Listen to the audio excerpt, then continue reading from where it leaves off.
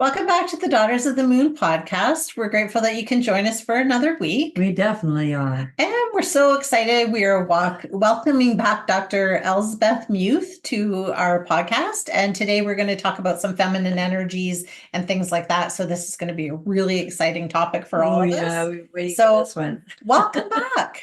Yes, well, Thank you so much. I'm delighted. And, being in this feminine energy here with you, two beautiful women who are so dedicated, to bringing this message to the world.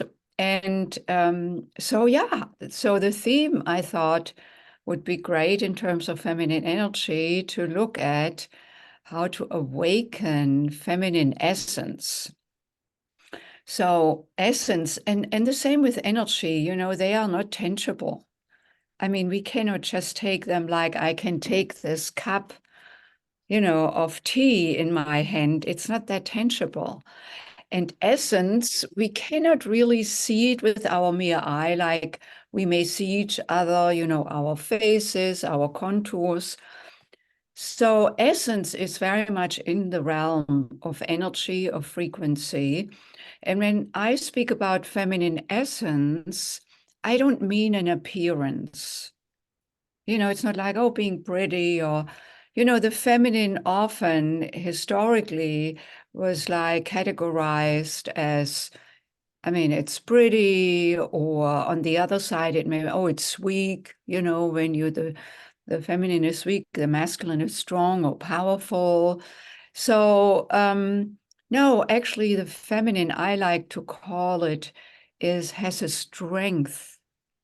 I prefer strength to power because power is so often preoccupied with the masculine, like we have power or power over someone, or, and not that the masculine is not good, but many of us, many women, we really have forgotten about our feminine essence because, now through the women's movement, like over the last 50, 60 years, we have been able to participate in the marketplace. I mean, when you look at women in the 50s and 60s, like 1950 and 1960, it was like a woman couldn't have a credit card without her husband's signature. I mean, we can barely imagine it. oh, like, no. True. So, and a woman's place was more in the home, and not that's wonderful too. It's just now we have all these choices, and to participate in the marketplace, we need to have masculine skills. Competing is a masculine energy. Reaching out, giving, doing, these are all masculine or yang, like in yin and yang in the Chinese tradition. So yang or masculine energy. And we have cultivated this, which is great. So not to throw this out with the bathwater. However, in the process, we may have forgotten of our feminine side, not as the weak, not as the pretty. It's not about that. And not that pretty isn't wonderful and beautiful and, but it's the capacity to connect with our inner strength, yes. And that involves being willing to feel vulnerable. Because vulnerability is not weakness. Actually, in my eyes, it's strength. It takes courage to feel it. It takes courage at times to share it. It takes courage to have room for someone else who may feel vulnerable, where we can have then compassion, hold the space for another. Of course, also in relationships, it's essential.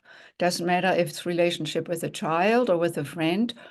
And yes, the beloved, the husband, the wife, the partner, to open up into our vulnerable self. And I find that women have more easily access to that when they allow themselves to feel it. Because I feel it's part of, being based in estrogen. Estrogen is the round, we call it the slow hormone. It makes us more round and more feminine.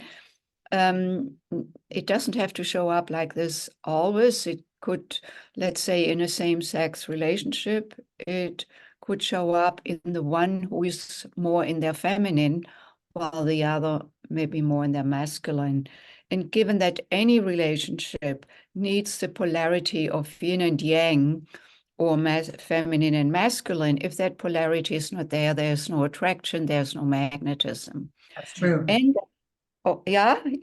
And then, of course, we have that within ourselves.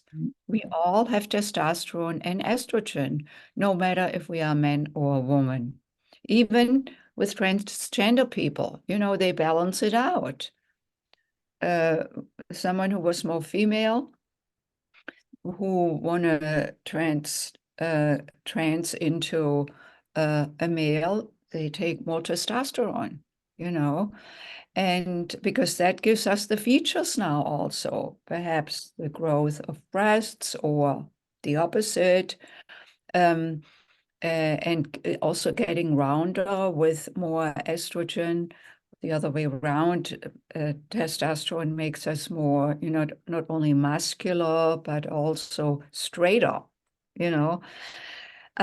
So as women, we want to tap, I almost want to say, back into the feminine, because it never left us. We may just not be aware of it.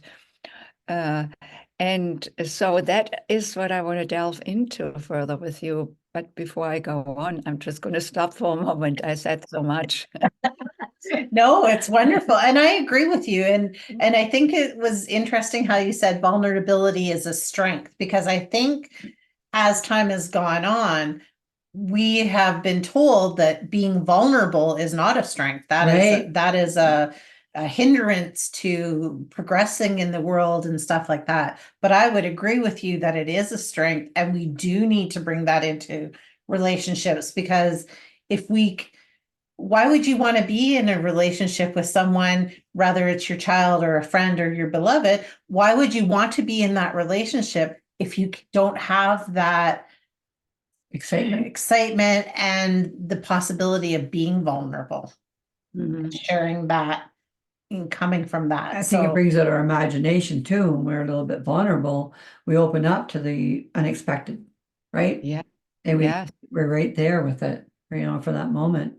And I don't know, I find with me, I'm stepping more and more in my femininity, because I find even if somebody says something to me about how they feel, I'll say, yeah, but that's not my opinion on my feelings. I'm bringing my feelings back into it because I have a right too, right? So I think that's where you're going with this, are you? Yeah, absolutely. Yeah. And it also opens the heart. Ultimately, the heart is the reconciler and the connector. Right. The mind is not the connector. Now, with the mind, we can bring our awareness, our focus to the heart. Right. But the mind itself doesn't connect. Where connection with myself and with another and with others comes from is when my heart opens, because that it has to do with love, And just like I often say, like the sexual center, as wonderful it may feel, and aroused, also the sexual aroused energy, as much as we may like it, but coming from that center by itself is not conducive for connection. We think often, oh, sex is like, yeah, but sex itself may be the fuel, but not the connector. It's actually when it doesn't matter if it's a man or a woman, when we come more from our sexual center and want to connect because we may be horny, and which is great. There's nothing wrong about horny. Yeah, it's much more self-focused. Like, I want to get gratification. Again, if both of us are clear about that, no problem. Right. The connection on the sexual level is just the first level. You know, the true intimate connection comes when the heart is involved. I agree. And then of course it's great to have both, the heart and the sex. Yeah. And so that is back to vulnerability, is when our heart open to ourselves. At times it's really to allow myself to feel the feelings that may not be so comfortable. When I don't feel strong because something is so touching me, or perhaps so affecting me from, a recall from when I was a child. Right. The willingness to feel opens us up. I'm not saying that we have to stay in those feelings, but they are a door opener. And a few years ago, I wrote a paper on, you know, uh, what was it called? Like, vulnerable leads us to bliss. It's the door to bliss. If I am not open to feeling vulnerable, I cannot experience bliss. I can experience a climax, but that's not bliss. Bliss is really a fully giving of myself, be it to myself, be it to another. And that is where the heart comes in. And so this is essential for women too. And I also think they are the trailblazers, actually. I listened to it was not a podcast, it was a conversation. I don't know if you're familiar with that historian. His name is Yuval Noah Harari. Not familiar, no. It's an amazing conversation he has with, it was in an interview, and he speaks of, that we look into the world and think to resolve conflicts, violence is needed, like wars. We never have resolved conflicts through war, never. Mhm. What we did is we killed someone off, or a whole people, Right. True. and overtook. But the conflict was not resolved. And he said it is very rare what happened with the women's movement. There was no violence. That the narrative around who women are and what role they can play in society and leadership roles totally shifted over the last, as we already alluded to, over the last 50 to 60 years. Big time. It Yes. happened without violence. The revolutionaries of these women, that we stand on their shoulders, there were not that they didn't have protests and, but people were not killed. Mm-hmm. And I thought, wow, that is really interesting that because women hold that space for me for reconciliation, often in families and with children, and the energy of the feminine is so needed in our world to reconcile, to bring the diplomacy, to bring the heart, to bring the tenderness. Mhm. And so I just want to celebrate ourselves right now for Yeah. We deserve it too. right. We do. Yeah, and that this has happened. And while I grew up in the 50s and 60s as a kid, and then as a teenager, I was not aware of all of that then. But my gosh, am I aware of it now? And I'm so grateful, and have gone through my own process of coming into the balance of the yin and yang within myself, because like 25 years ago, I was pretty single-mindedly focused on my career, advancing, very masculine. Mhm. And I learned a lot. I'm very grateful for that. Mhm. But the way I went about it, and I didn't know how else to do it at that time, it also came with a cost. It came with the cost of denying that being at home with myself in my feminine, the softening up, instead of trying to control, to push, to make it happen. Now I'm much more in a place, also with my life, like I'm opening my hands. And when I don't know how to do something or go forward or, take the business to the next level, I just open my hands and my heart. And I say, okay, I'm open to receiving. And so I'm calling on the universal intelligence, the universal wisdom. Some people call it the divine, some people call it God. I call it, the cosmic knowingness, the consciousness that is within us and all around us and everywhere, Mhm. instead of me having to figure it all out. Yeah, exactly. Yeah, and it's at times limiting because I don't have the full spectrum. Yes. So now that doesn't mean that I just sit there and don't do anything. Right.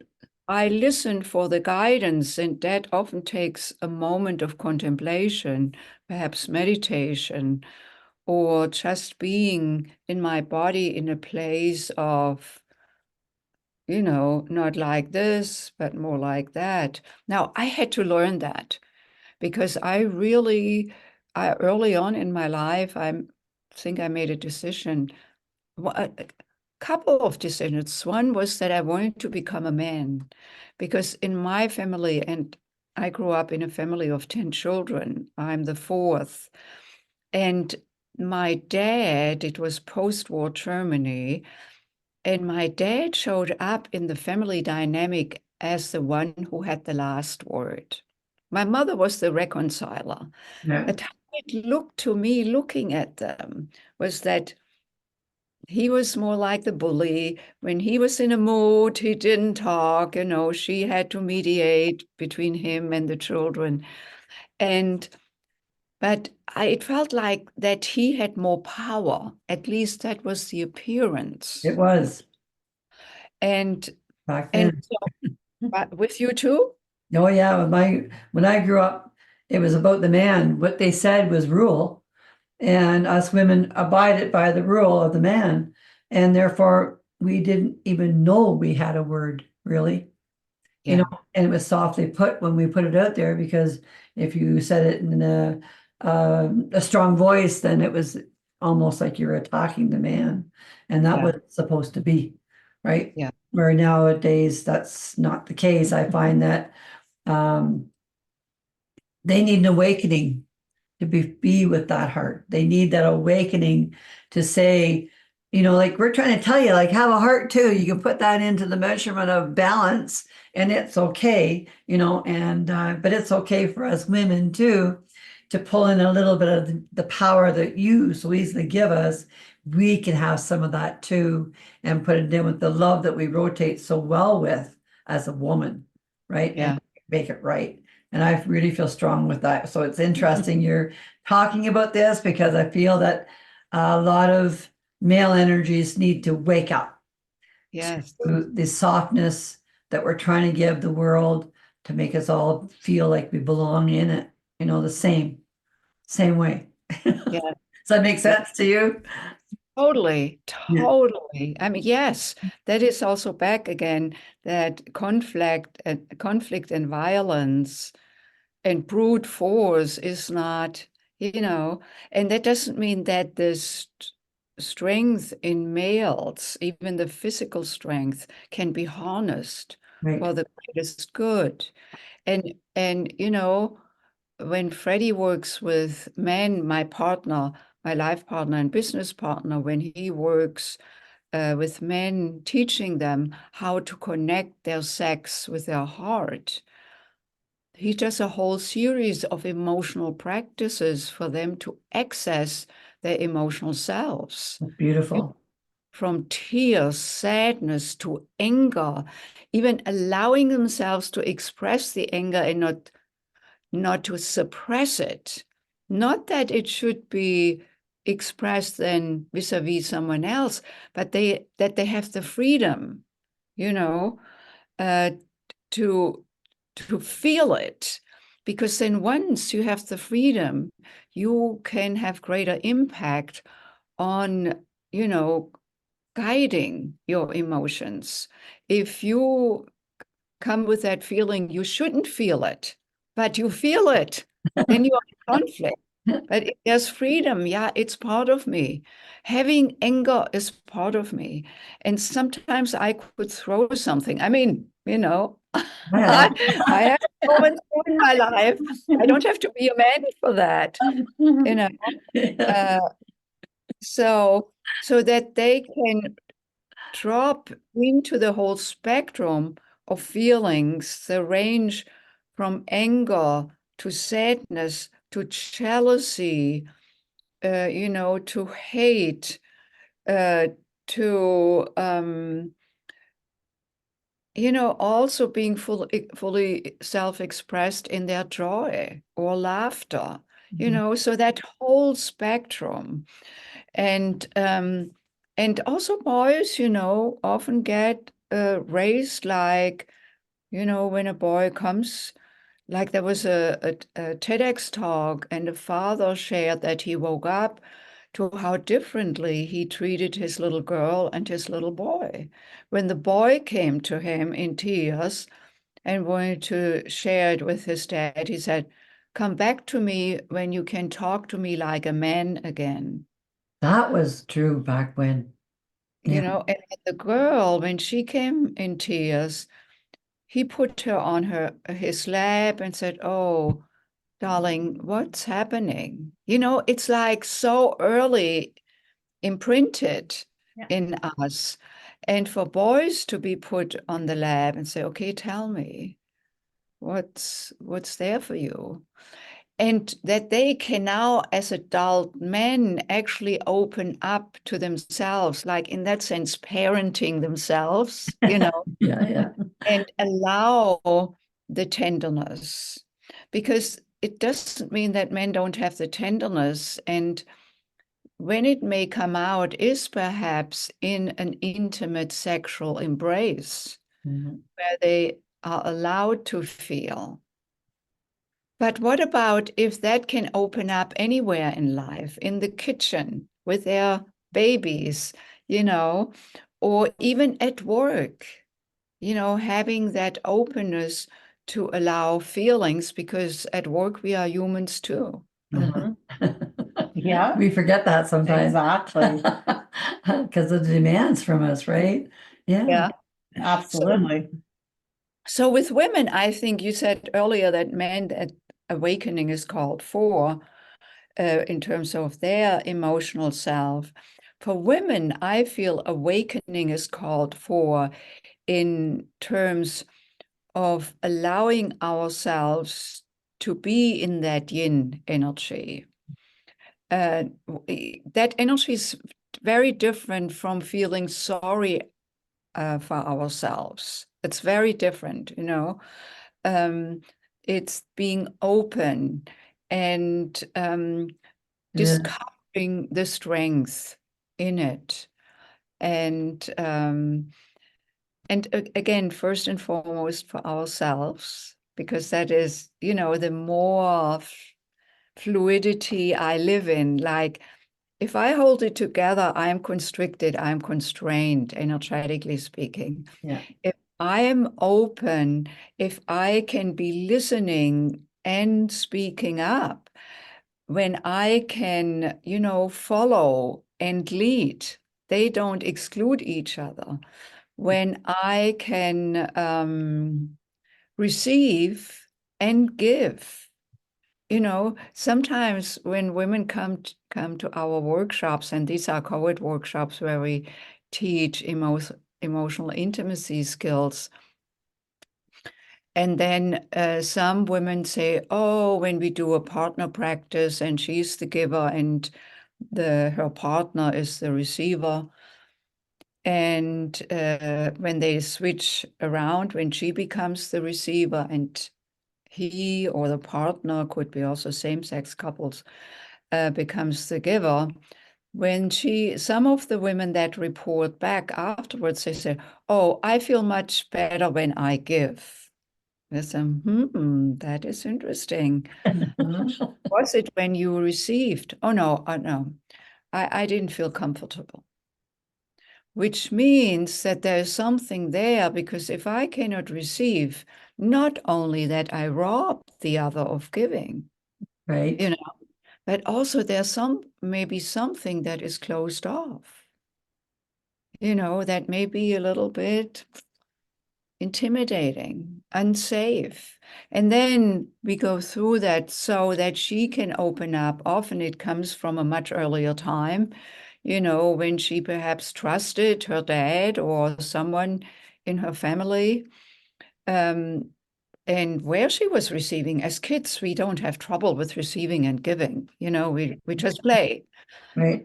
And something happens, wow, and then we make a decision, that's not safe, don't open up, better holding it all together. And then that trails us into our adulthood. That shows up in our relationships. And then we wonder that we bicker together, or that the partner feels like, oh, he never can do it right for her. Yeah. Yeah. I mean, it shows also up with men, that a man may say, I felt uncomfortable receiving because I'm supposed to be the man. I'm supposed to be the giver, Right. And so there's always something to be seen when we are not in balance of it, like the yin and the yang in the Chinese, symbol. Yeah. We can only see the white part in the Chinese symbol. One part is white, the other one is black. We cannot see the white if there was no black. That's right. And you couldn't see the black if there wasn't the white. So they really go well together when they are in balance, not one lopsided or missing altogether. Exactly. And that is the point here, that we return fully to the balance of our feminine or yin, feminine and masculine, and yin and yang. And to access that, to come to that, for many women, we actually want to explore the feminine, what that means, Yeah. And that is what I call reawakening feminine essence. It's a sense, it's a sensation, it's a feeling, it's what we radiate. When I can be decisive and open at the same time. There are also these word pairs like verbs or adjectives like decisive and open. Right. Or that I can be leading and listening. They don't exclude each other, which on the other hand means also that I want to train myself in both of these sides of the feminine and masculine characteristics. I'm not talking about roles. Like, we used to have it like when I said earlier, women belong into the home and men belong into the, doing the work. Those are roles we assigned. That's not like in my relationship with my beloved, is that there in some areas, I'm actually more in my masculine. Like the business, I'm quite, running the business, doing the business, have these ideas. I'm always on the ball, It's just, I love to do it, And Freddie is right there when we teach a workshop. He contributes in his way very powerfully.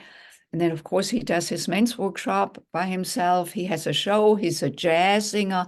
I mean, but not being restricted by conventional roles. Yeah. Yes. Yeah. Yeah. Yeah. Yeah. Then he, at times, is more in his masculine, where I then move into my feminine. Yeah. Mm-hmm.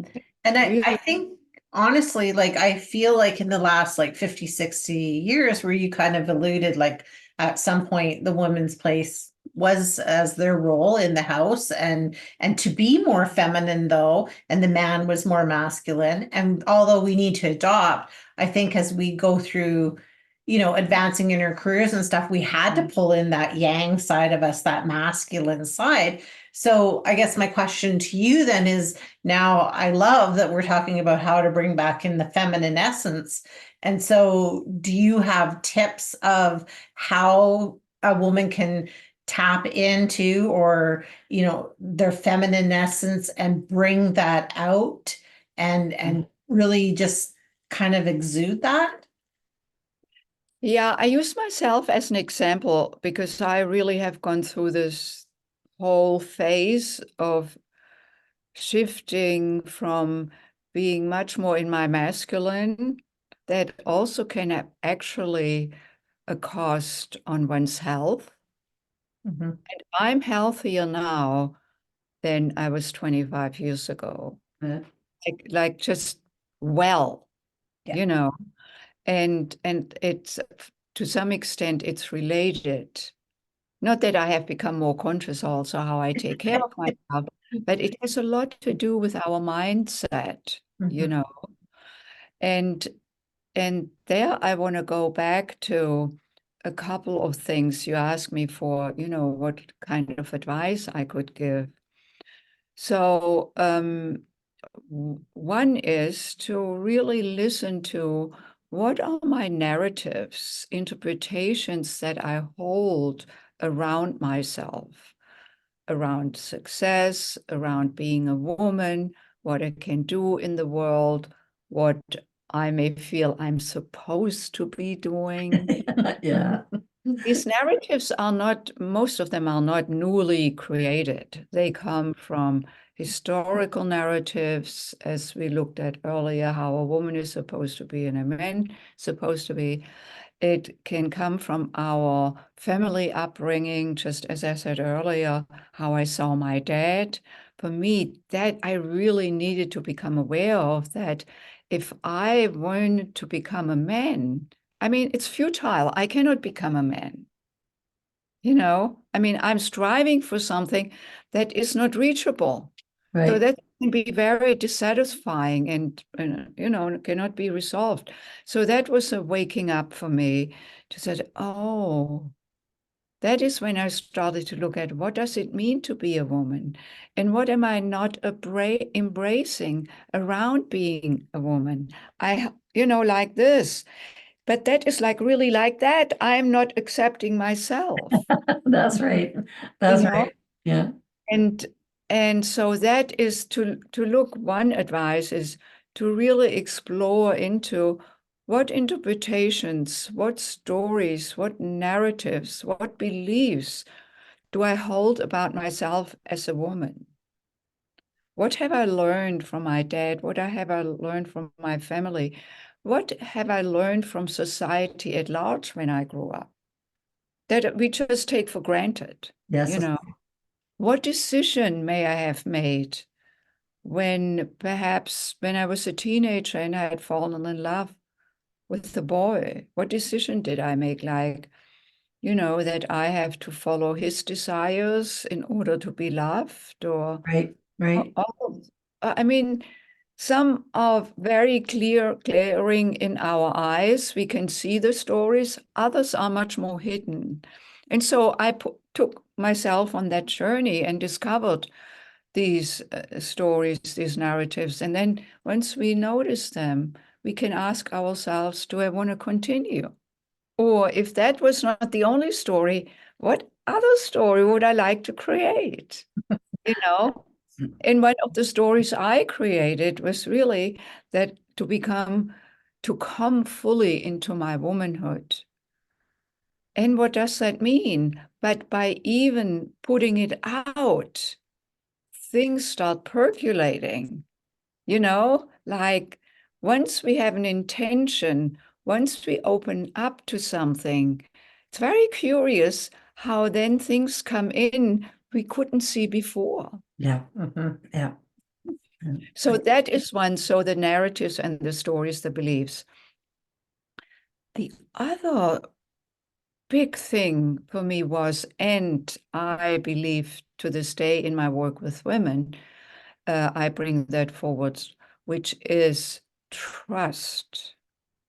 Learning to trust myself, learning to trust my intuition, my sensibilities, and not overriding them because someone else says something else, and really trusting. Then another level of opening in terms of trusting was when I started to learn to trust the universe or my higher self, the higher consciousness that I'm part of. I look at myself as, like a water drop in the ocean. The ocean is the universe, the universal wisdom. Right. And of course, there are many water drops in the oceans. Each of you is a water drop. And we hold the same consciousness, each of us, as the universe. We are just these little drops with the same makeup. So there's an inner knowingness that correlates to the overall, the universal knowingness. So how would it be if I just open myself up and say, ooh, let me tune with the, higher consciousness, universal consciousness? However, what's called for is not only the opening that I can receive, yet then also trusting, because there are moments in my life when I really don't know what to do. I don't have a blueprint how to move forward. There may be a breakdown that may have been heart-wrenching, and I don't know what to do.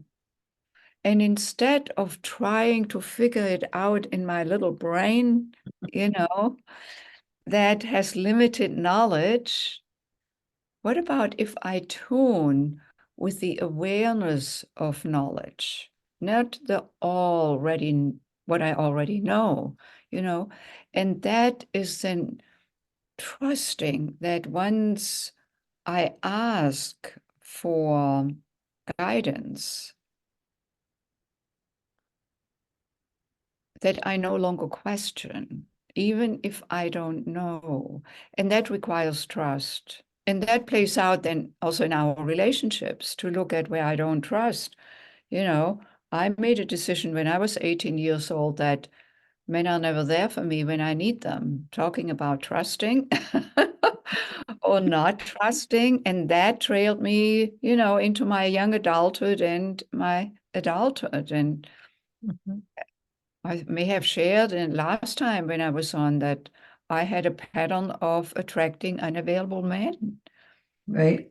No wonder with that notion of men are not there for me when I really need them, no wonder that I attracted unavailable men, because that was further proof that they were not available. It was a twisted thing, but that is what happens when we have these underlying beliefs and, the narratives that guides our reality, how we move. True.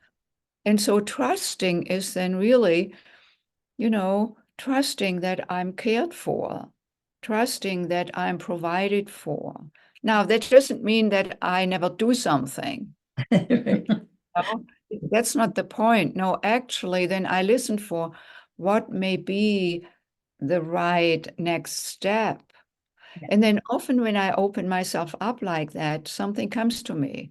Freddie has an idea. Oh, I didn't even think about that. Right. Or someone steps into my life, or I get a phone call from a client. It feels like it comes out of the blue. Yeah. But guess what? I couldn't see it before. I was like, what am I going to do? You know, oh, let me breathe into my belly and open up and receive guidance. Because the ocean, there is so much life in the ocean and so much, coherence. And like as an analogy for the, the universe and the universal consciousness. So trust. And I cannot receive without trusting. Also often, when couples come to us, it's at the core of what may be in the way for them to be happy together, to be in deep, intimate embrace in their life, emotionally, sexually, because there may be something going on around trust. And it's not necessarily at the surface that trust, because someone may say, oh, no, I trust my husband. Yes, there's a level you trust, but there may be another level underneath. That you don't. Right. And you may not be aware of, but that is really the origin why you may not be willing to fully open up, because you may not feel safe. That's true. Not because you don't want to feel safe. That's so true. Yeah. Yeah. I like that, because I think it's so true. And I was just having this conversation yesterday was, we give ourselves these narratives. So where you were saying you were drawing an unavailable man is like, we make this story for ourselves. And then really we open that up, and then the universe goes, oh, okay, well then let me supply that for you. So that, right? Because this is You what really you want that? Yeah. But I think Are when you we sure? really dig down into that trust and Yeah. listening to our own bodies and listening to our own souls and bringing in that feminine essence, I feel like we can get rid of some of those narratives then. Peel off the layers. Because we don't need to tell that story anymore to ourselves. Yeah. Peel off the layers. I don't like that. That was gone. That was gone. Bring in the good stuff. Yeah, but that was so great, the movements you made. I don't know, when people listening to it, they may not see you, but the movement, like really taking off the garbage, the luggage, the baggage, away from your body with your hands and just throwing it into space so that you can free yourself. And it's literally like that. Feels that we good. free ourselves from these narratives. And sometimes it's good to have a guide for that, because I may not even see my own narratives or beliefs. Yeah, so trusting myself, that is essential. Yeah. So are you teaching this as well? Is this a course that you're offering out there for people, for women to come in and see you and explore more of their feminine side of themselves? Are you offering that to join you? Yeah, Barb, it's an integral piece of the work I do in the Awaken to Your Feminine Essence work, because there's no awakening possible if I don't start to trust myself, and then out of that, opening up to trust another.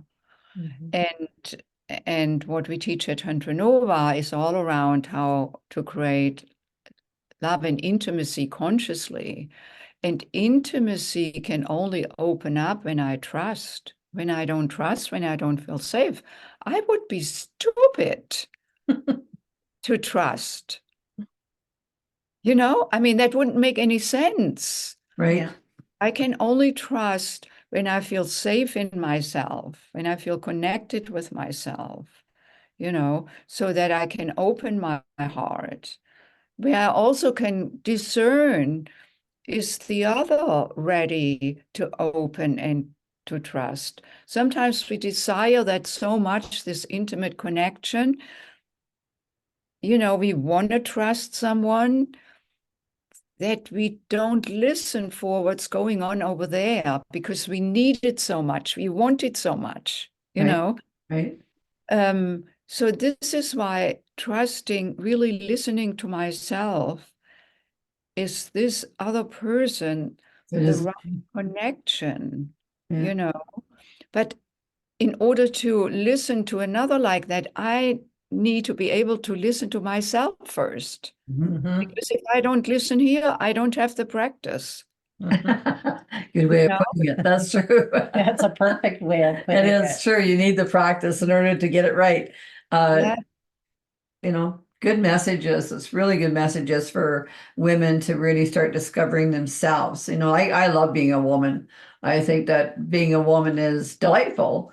I like to walk like a woman. I like to express myself as a woman, because I am that, right? But Yes. so many people don't know how to express themselves as a female, and love it at the same time. You know, like, Yeah. How do you feel about yourself just when you walk?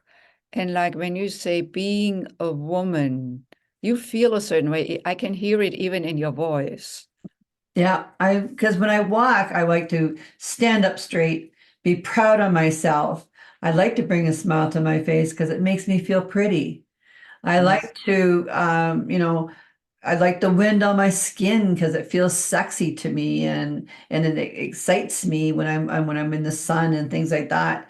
And those are all to me a feminine thing that I like to have.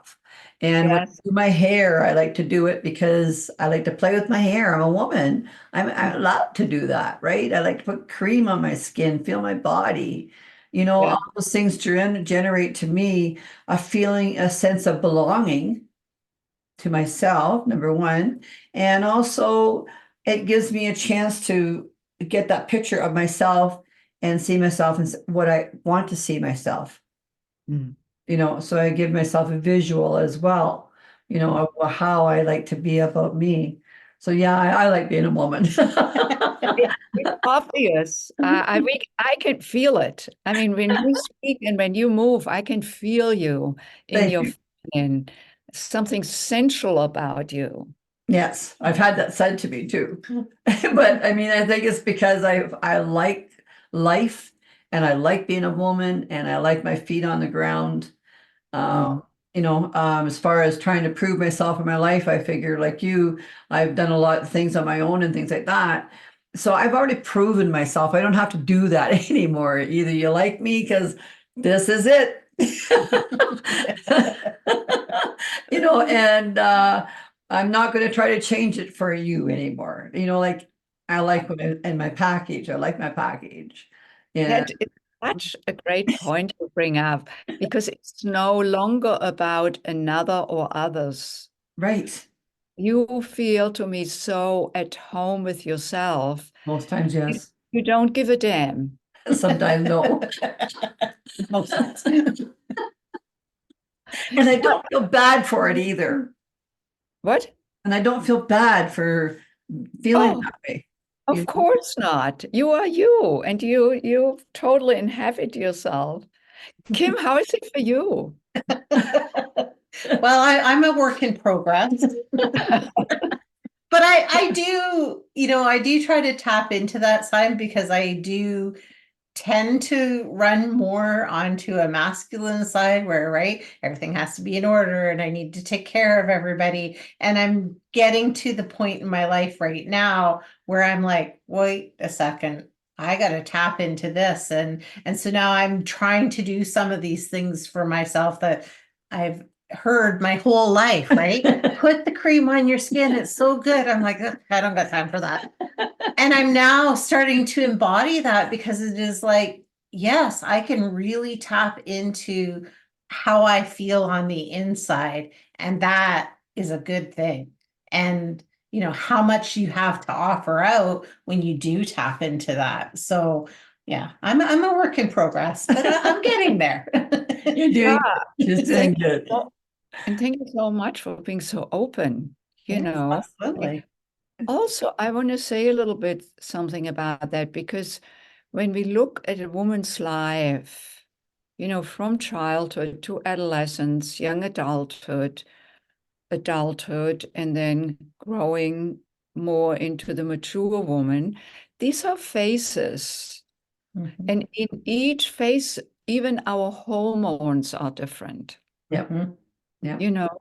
So true. So hormones in my eyes have a lot to do with how we evolve, what we see, how we are with ourselves and in the world, and that there are phases of a woman's life, like where we, I mean, you are at an age, I don't know how old you are exactly, but where you are building. Yeah. You are building your life. Yep. Unlike your mother and me, we have done a lot of building. Yeah. And now we also sit a little bit on the laurels. That's true. We're entitled. I mean, that doesn't mean that we don't do, that we are no longer active. No, we can be actually very active and out there. I'm not speaking about retirement at all. Actually, just sit. Yeah. Like that, all the, the the building, the wisdom that comes just with having been on this planet for quite a while. And That's true. That's so true. just like, I just love how you embrace yourself, Kim, with, being in this building phase. And yes, there is doing to be done. Well, yes, and exactly. And I think as we take these action steps to do these things and realize, and so I think, to be vulnerable and say that out loud is okay, because I'm just like everybody else. I'm learning and growing, and that's how we get to, be able to sit on our laurels as we as we mature, and we earn that right, because we've done the work through our lives to push us there. And so yeah, it's and I'm 55, just for the so I'm moving. Wow, you look so much younger. Oh, thank you. Can't believe it. I thought you were in your late 30s. Oh, thank you. Aw. Okay, so you are moving up there. I am. So, and I think maybe you're right. Like with the hormonal shifts, it's like my body's saying, okay, you've done the work. Now let's let that garbage back there and let's move into this next new wonderful stage of your life where Yeah. you can blossom out even further. So that's how I feel right at the moment. It's interesting too, with the way that I feel. I said to my granddaughter, my great granddaughter, actually, don't you find horses sexy? And she goes, Grandma, how would you ever on earth find a horse sexy? I said, but look at them. They're full of muscle. They're lean. They can run with the wind. The wind blows their mane behind them and their tails. And to me, that's all sexual and exciting and that kind of thing. And that's how I see a horse. She goes, you're weird. Just wait a few more years. Right? Exactly. Exactly. But it's just the freedom of it. That's Yes. how I find it. It's a freedom of a horse and how they make me feel when I see them running, right? Or trotting or whatever you want to say it. That's how I feel about it. And I wanted her to feel that expression of how I felt about it. Yes. That's what I was Yes. going after. Yes. Yeah. Yeah. Beautiful. Yes. Beautiful. No, it's wonderful, and we so appreciate you being on here with us and talking about this, because I think this is really important message for women to hear. Or if you're in a same-sex relationship or whatever, it's important to know that you do need to tap into that feminine and that you need to bring that out. And I think you and both my mom are wonderful examples of that. Thank you. Because you exude femininity. And I think that's really important, because it shows that we can, be those strong and pull into that yang when we do need to, but that we can also really embody this femininity and love it, love it and honor that and celebrate it. So thank you so much for sharing that with us today. Thank you. Really appreciate it. You're so welcome. And I would like to share a gift with the audience. May I? Yes, absolutely. Please. So I thought out of this conversation, it would be great to actually build further on what we started with, what we may shift or open up to in terms of our narratives that may be constrictive versus opening towards our greater self-expression and fulfillment in life, as learning how to trust.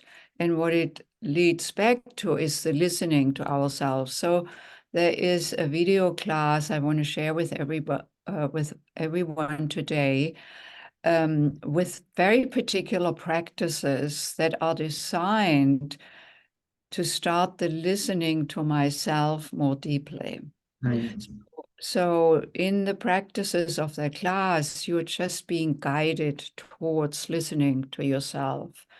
I recommend to do these practices regularly, several times a week, because the more we spend time there in contemplation, in meditation, the more we open up to that listening. It's a little bit like a baby. We wouldn't treat a baby like wake up, or this is what needs to be done now, or, impatiently, or no, we would hold the baby. We may rock the baby and then be patient until the baby wakes up, and then we talk to the baby. It's very intentional in the way we are with the baby. We want to be like this with ourselves, because what opens up in that way of being with ourselves is the discovery through that patient listening, and the practices guide you in it. Right. So, well, thank you. That's very, Thank you. very generous. Very generous. Yes, it Really is. appreciate that. And can you tell everybody where they can find you? oh yeah, I'd love to. So at tantranova.com, it's spelled Tantranova, Tantranova, like supernova, Tantranova. And there's really, you can find our book, which is called Sexual Enlightenment. You can find videos, you can find our courses, our programs, our workshops, private work with women, with men, with couples.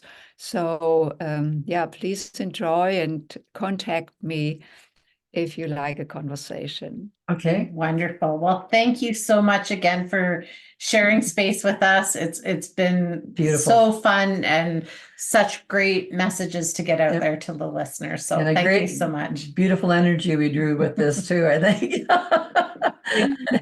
Thank you. I just love conversing with you. It feels like a dance. Thank you. Yes, it does. Yes, Thank it you. does. It is beautiful. So thank you. And hopefully we will See you get to again. visit again and we'll go from there.